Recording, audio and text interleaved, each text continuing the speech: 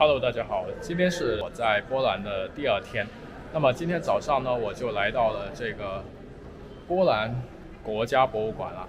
那么非常幸运的是，今天竟然是免票，但是呢，其实全票的价格也不贵，是20波兰币，相当于一盒麦乐鸡的价钱。我觉得我的这趟旅程的开局真的是非常的顺利，有点像上天眷顾一样啊。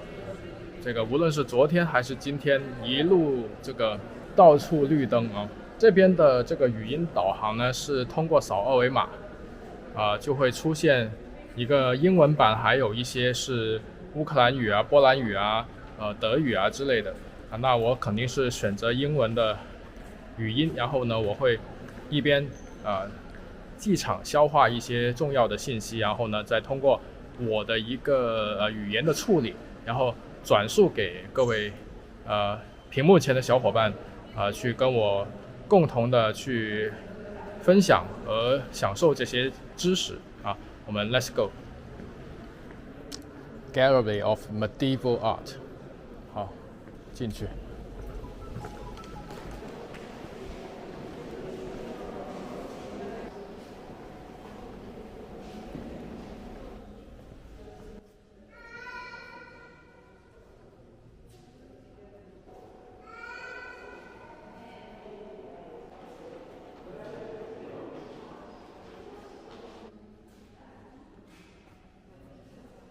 These two side panels are all that remains of a three-panel altarpiece created by an unknown artist sometime around 1440.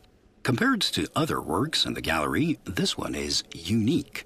It tells the story of Duchess Hedwig of Silesia. 下面我会挑选一些我个人比较感兴趣或者说比较少见的一些物品来去重点的了解，因为其实很多呢是中世纪时候的一些三联画呀、教堂画、教堂的那个木雕，这些都是对我来说是见的比较多的，所以我们特意挑选一些比较陌生的哈。Was canonized and became the patron saint of Silesia after her death in 1243. We can follow her story beginning from the upper part of the left wing. She first appears in the company of her parents and siblings. She is the girl with the long hair and the golden halo above her head, and later as she weds Silesia's ruler Henrik the Bearded. This diptych was produced on commission of the Winterfeld family of Gdańsk for their chapel in St. Mary's Church, which they endowed in 1423. The left panel, painted on both sides, is adorned with scenes from the lives of Jesus and Mary. The reverse features the mocking of Christ, the flagellation of Christ, and the lamentation of Christ, while the front face depicts images of the nursing Madonna and the Man of Sorrows alongside an ecce homo scene. The emphasis on Eucharistic subject matter within Catholic doctrine is no coincidence here. These scenes are a statement of opposition to the heresy of the Hussites, who criticized the practice of... Before it was ceremoniously dedicated in a chapel of St. Mary's Church in Gdańsk in the year 1516, this monumental altarpiece had to travel nearly 2,000 kilometers by sea. For the wealthy members of the Brotherhood of St. Reinhold, who owned the chapel, commissioning a local artist would not have been prestigious enough, and they opted to enlist artists from Antwerp. The altarpiece is an example of collaboration between two workshops, the wood-carving workshop of Jan de Mulder and the painting workshop of Jos van Kleve. In the carved section, what immediately catches the eye is the scene showing a figure climbing steep steps. This is a young Virgin Mary who has just been left in the care of a priest in the Jerusalem temple by her parents, Joachim and Anna. The story of the Gallery of 19th Century Art is told by Iwona Danielewicz, curator of the collection of Polish art up to 1914.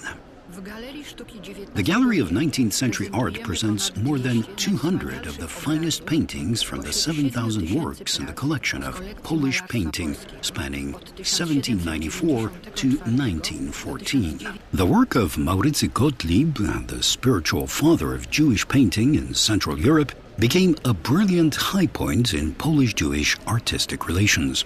The artist left behind an abundance of excellent works despite dying at the very young age of 23. He grew up in an affluent Jewish household in the town of Drohobycz and maintained strong emotional ties with Orthodox Judaism while also being fascinated with Polish history and art. He considered himself equally a Jew and a Pole, which he expressed in the famous words, "I'm a Pole." In 1830 to 1870, the Fontainebleau forest near Paris became the site of a colony of French landscape painters referred to as the Barbizon School, after the village of Barbizon. The artists belonging to this circle abandoned the classical conventions of the day and produced works with clear references to 17th century Dutch painting. From Romanticism, they drew upon an affinity for moody, bucolic scenes and a highly pronounced contrast between light and shadow. Influenced by the great English landscape painter John Constable and by their own observation of nature, they introduced to painting history a novel interest in the landscapes of their home country, free of allusions to mythology, history, and literature. The painting by Charles-François d'Aubigny, one of the leading exponents of the Barbizon school, shows a sunset illuminating clouds hanging low above the horizon and a glimmer of light as it negotiates tree branches and reflects off of a small pond. The lone figures in the scene are two herons resting on a rock at the edge of the pond. In line with the Barbizon formula, the artist refrained from any narrative in the scene, choosing instead to focus entirely on reflecting the impressions it generated. To the right is Plowman's Rest by Józef Schermentowski.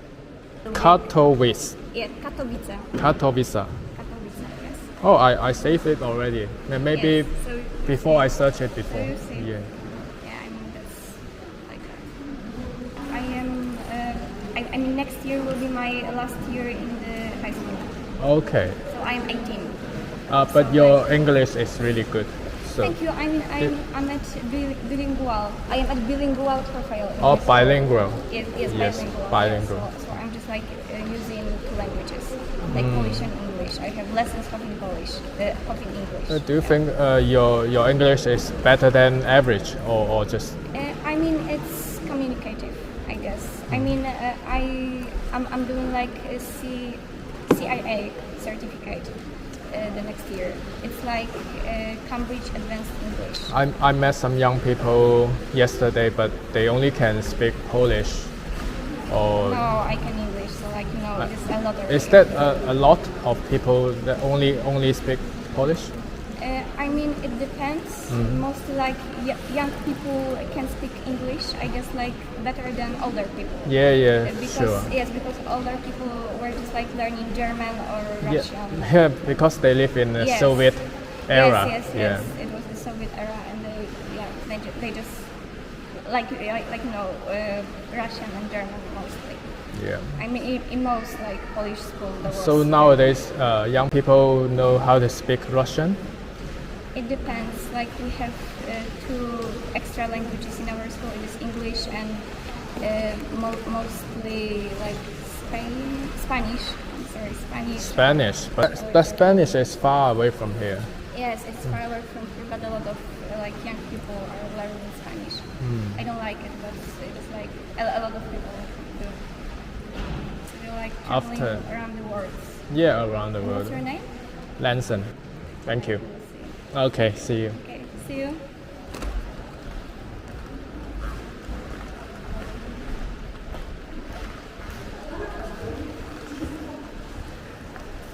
我觉得波兰其实还有一个不为人知的特点，就是我这次感受到的，就是它的设计感其实也很好。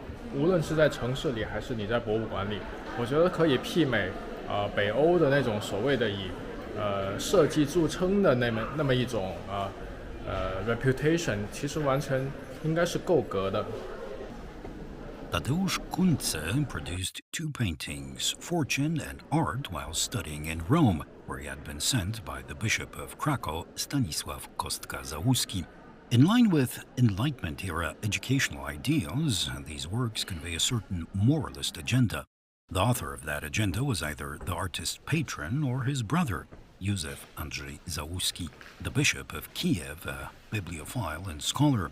The two paintings were likely intended for the Academy of Sciences and Arts, which was slated to open alongside the famous Załuski Library.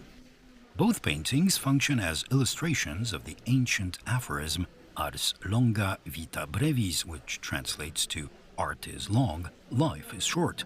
Counteracting the destructive effects of material yearning and fortune is the adoration of art in the second painting, depicted as a domain of knowledge and global harmony.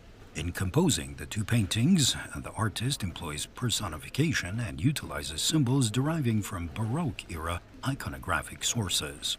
In the first painting, we see the female Fortune balancing on a sphere, a symbol of impermanence and vanity. She towers over a dramatic swarm of mortals as they contend to grasp her gifts. Blindfolded, the perfidious goddess distributes her treasures to lucky random recipients. Her closest companion is a woman with donkey ears representing ignorance, who is clutched by anger, shown as a figure in a red robe. On the left side of the composition, we see Virtue dressed as Minerva in lamentation over Fortune's influence. In the second painting, the artist presents art perched on Gallery of Old Masters. Welcome to the Gallery of European Old Masters, the gallery of decorative arts, painting, and sculpture. In traditional art history, the high figural art, painting, sculpture, drawing, and graphic arts, has been separated from decorative arts understood exclusively in utilitarian terms.